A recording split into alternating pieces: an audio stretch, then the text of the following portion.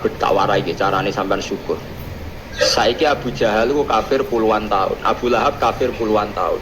Nanti Allah ngutus Rasulullah Muhammad melibatkan Jibril mau demi nglafatno tauhid. Artinya kekafiran ini mau dihilangkan sampai ngelibatno Muhammad, Jibril, Mikail dan beberapa malaikat. Mau nggo ngilangno kekafiran bedo nglafatno la ilaha illallah. Tapi sekarang kalimat ini sudah jadi rutinitas.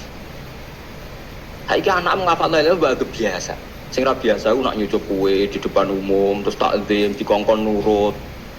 Lah budak rak ya nurut. Manuk biyo mbok ulang gak ya napa nurut. Asu nak mbok ulang gak utekem lho lemel. Nek sekedar nurut asu mbok ate ya nurut. Mbok ya sekali-kali obsesi kamu itu kalimat napa? Tauhid. Lah nek wis ngene iku disebut wa ja'alaha kalimatam baqiyatan fi aqibi. Sifatnya Ibrahim wong sing gawe kalimat tauhid diabadekno ditanamno ning anak-anak. Iku sirine kena apa aku hormat be anak.